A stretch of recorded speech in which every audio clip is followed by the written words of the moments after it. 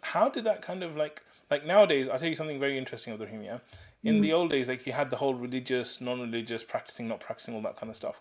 I've found that a lot of my cousins who are not non-practicing, they don't pray, they do a lot of haram and stuff.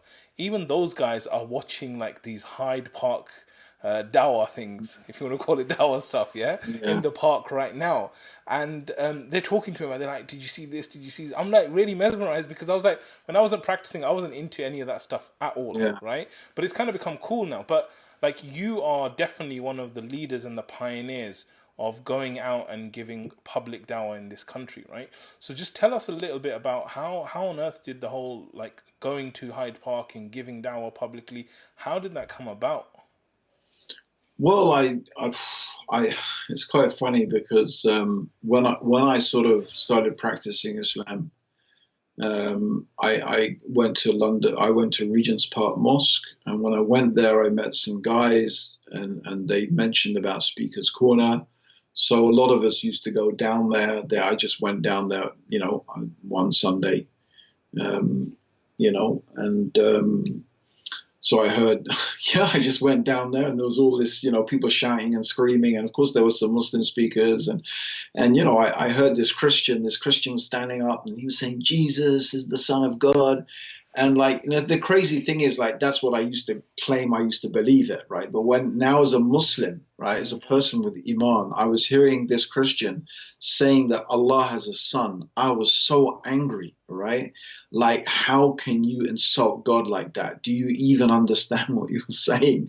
And I was so angry, I was shaking, and I pointed my finger and I said, no, he isn't. And because I didn't know what else to say. I just said, no, he isn't. And it was like, I was so frustrated. And I thought, I can't let these people just say these lies about Allah. They need to be challenged. And, back in the days, even the Christians, they didn't know much about Ahmed Didat. The Muslims knew about him, right?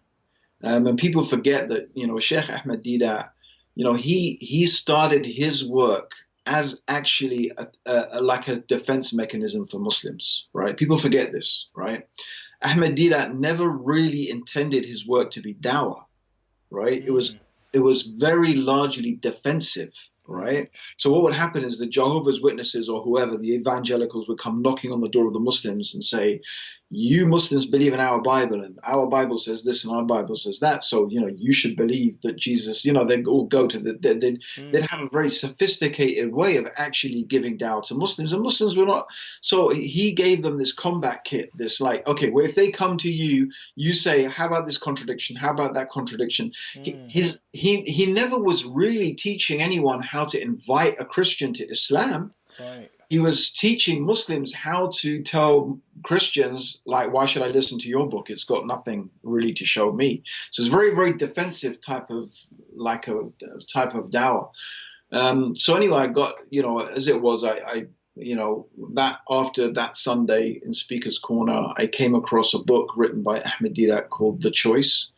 And it was like, wow, this is ammunition. So I went down every Sunday. I'd go down and I'd literally batter the Christians with this stuff, right?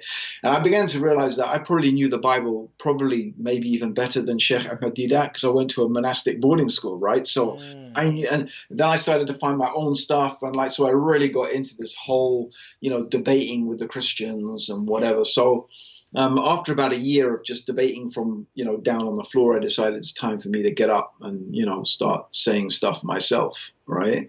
But I very soon realized that, where am I getting with this? Like, I realized that most of the people I was talking to didn't even believe in the Bible anyway, right? So there I was saying, oh, the Bible this and the Bible that. And like, most of the people didn't even believe in the Bible. What was the point?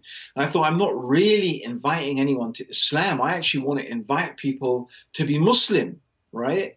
So yeah, that, I guess, pretty soon I realized that, no, I needed to come up with a different way of giving dawah, a way that was actually inviting people to be Muslim, not just attacking the Bible. mm, And I guess I've come full circle. I don't even use the Bible anymore. In fact, I tell everyone, you don't need to. You don't need the Bible, Bhagavad Gita. You don't need any of it. All you need to do is talk about the oneness of Allah, the uniqueness of Allah, Allah's existence, Allah's oneness, and show them that the Quran is from Allah and that Muhammad is the Prophet, mm. right? That's what you need to do, right? And to do that, and you just need some simple logical arguments. You don't need to know, you don't even need to know much about Christianity, if anything, let alone the Bible. So yeah, anyway, that's how I started. Okay. And Yeah. so, what, like, looking forward now, all these years Yeah. later, mashallah, like, have you been down to Hyde Park again recently? Like, what's your thoughts on this whole kind of Islamic Dawah thing that's kind of gone crazy now, viral and all this stuff? What's your Yeah, thoughts on I it? mean, yeah, whatever. I mean, I suppose, look, Speaker's Corner always, it's very, look, considering like if people watching this right now, right, it's pretty boring from a visual point of view, Mm, right? It's just two guys chatting to each other. But the thing is, for some reason, Corner translates into video really well, mm, right? Even back in the days, I remember like this was before there were mobile phones and stuff. So it was the days of VHS tapes. We had like to that. put set tapes, yeah, and the cameras were like, they would put bricks as more like breeze blocks, right? The battery pack. If you wore a battery pack today, they'd think you're a suicide bomber, right? So it was literally, you had to wear it in a belt around your Right. thing. It's like it probably weighed, maybe 20, 15 kilos, the battery pack. Wow. And it only allowed you to film for maybe what, like 4 hours, 5 hours, right? So, yeah, but we started filming down there, back in the days with VHS tapes and started editing them and putting them together and then, like selling them, right? These Dawah in the Park. I think they're actually, you can see them on YouTube, the old school Dawah in the Park. um, yeah, but I remember once my dad was, sitting watching one of these Down in the Park tapes, and he just couldn't stop watching it. He said, "Oh, I see why people like this. This is really because it's like really interactive, and even the way you speak, is like very, very pronounced, and so I can see why." In this day and age, in the day and age of social media, right? In many many ways, what's going on in Speaker's Corner translates really really well, right, into that video format. Mm, So yeah, I mean, as for the debating and all, well, that's the nature of Speaker's Corner. That's what it is. It's a very confrontation, and people like that. People like a look good punch up. You know, I haven't. I'll be honest. I haven't watched much of it. I watched a few things here and there. I think it has its place. That's all I can say. It has its place. I don't want to. I'm not going to criticize it.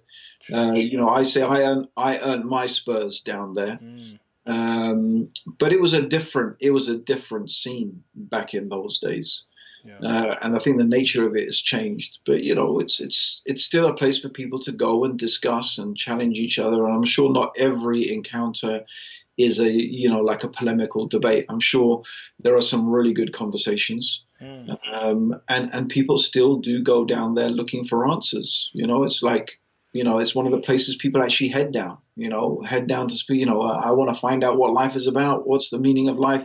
Well, where should I go? Speaker's Corner. People mm, actually think of going down there. amazing. Yeah, it's Okay. still got its. I haven't been there for ages, and the reason is it's just I think there's a law of nature about conservation of energy. I'm not sure what it is, but I think that particular law of nature is particularly strong in me. I'm a real believer in conserving energy. I'm a real believer in doing, trying to get the maximum output for the minimum effort.